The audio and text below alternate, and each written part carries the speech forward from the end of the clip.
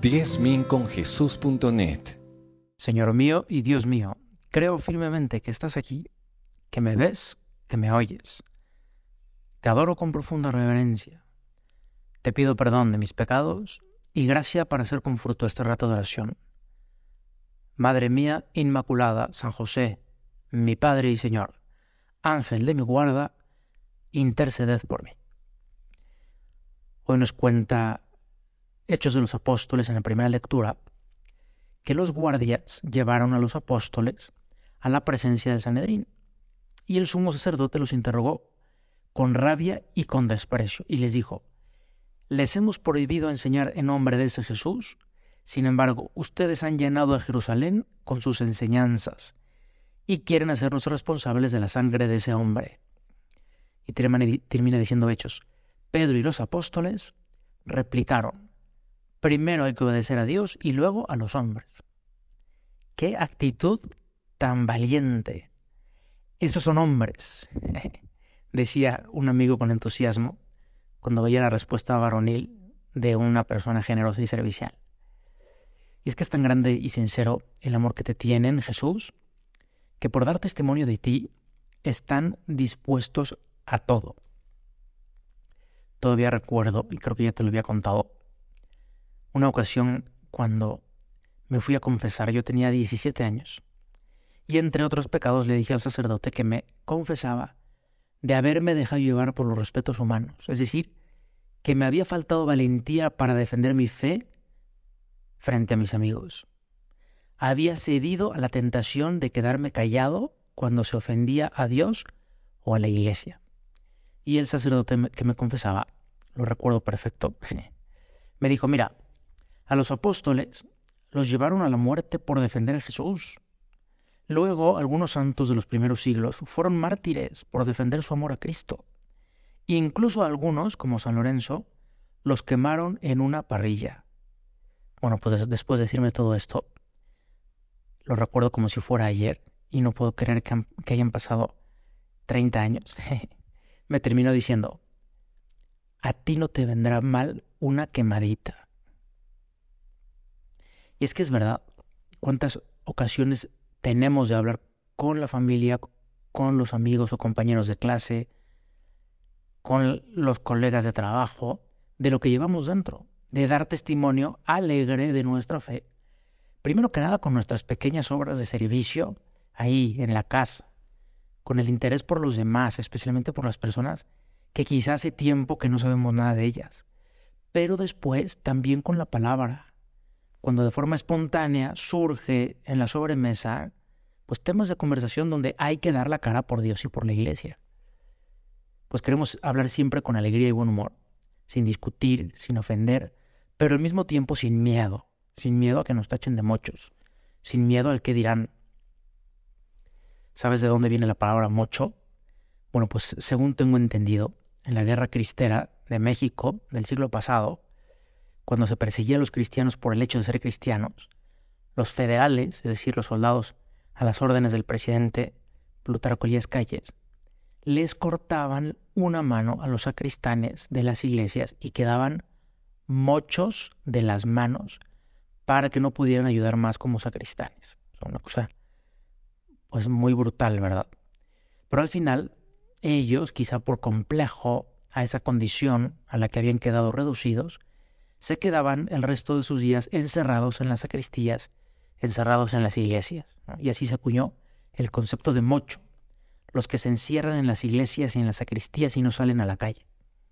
Bueno, pues tú y yo ni queremos ni podemos ser mochos, sino cristianos alegres, que sabemos estar en cualquier ambiente sin ser mochos, pero sin ceder tampoco a las cosas que ofenden a Dios, porque denigran al hombre. Tú llevas la fiesta por dentro. Tú no tienes cara de funeral, sino la alegría de la resurrección de Jesús en el rostro sereno y alegre. Hoy Jesús, en nuestros países de América Latina, pues no nos matan por ser cristianos, como sí que pasa en algunos países donde gobierna, por ejemplo, el Estado Islámico, y siguen matando a muchos cristianos por su fe. Sin embargo, en nuestros países sí que podemos notar como a veces como una cierta persecución más sutil, con la ironía, con la sonrisa burlona o el comentario de doble sentido de algunas personas a nuestro alrededor cuando queremos vivir con coherencia nuestra fe en medio del mundo. Y tú, Jesús, hoy me preguntas, ¿te avergüenzas de hablar de mí? ¿Te da un poco de pena que se burlen de ti por ser cristiano? ¿Por decir que quieres ir a misa cuando estás de paseo con los amigos porque es domingo? Pues que no te quepa duda, así como se fortalece tu unión de amistad con los amigos si das la cara por ellos cuando están ausentes, así con el mejor de los amigos, Jesús. Tu fe se robustece cuando das la cara por Él. Aumentar la fe es aumentar el cariño. Tener miedo a hablar de Dios, que es nuestro amor, nuestro bien, nuestro todo, eso sí que es ridículo. Fíjate, un enamorado habla de su novia con entusiasmo, sin miedo ni vergüenza. Incluso hasta pierde un poco el pudor para hablar de ella. Parecería que no existe en el mundo más que esa persona. Jesús, tú nos proteges, tú nos ayudas, tú nos llevas adelante siempre, tú te nos das como alimento en la Eucaristía, eres el más grande amor, el autor del cielo y de la tierra. ¿Cómo vamos a tener vergüenza para hablar de ti? ¿Y cómo hablamos de Dios? Pues en primer lugar con nuestro cariño a los demás, porque nada arrastra tanto como el cariño. Y después predicar con el ejemplo, con nuestra coherencia, es decir, demostrar con los hechos que nos gusta vivir así, que nos ayuda a vivir así, que nos hace muy felices vivir así. Porque si no somos coherentes, pues daremos la impresión de que en el fondo no creemos aquello que decimos. El Papa Francisco nos anima frecuentemente a mostrar a Jesús con el ejemplo, a responder con el testimonio de una vida que se entrega en el servicio, de una vida que se toma sobre sí el estilo de Dios, la cercanía, la compasión, la ternura, y se entrega en el servicio.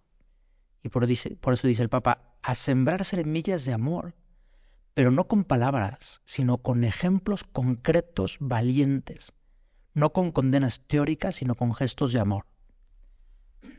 Pues hoy que vivimos en una sociedad casi tan pagana como la de la época de los primeros cristianos, si no es que más, quizá nos sirva recordar cómo vivían ellos para seguir su ejemplo. Fíjate, hay un tesoro de carta del siglo II, una carta a un tal Diogneto que describe cómo viven los cristianos en ese mundo pagano. Te voy a leer un poco. Los cristianos, dice aquella carta del siglo II, no se distinguen de los demás hombres ni por el lugar en el que viven, ni por su lenguaje, ni por sus costumbres.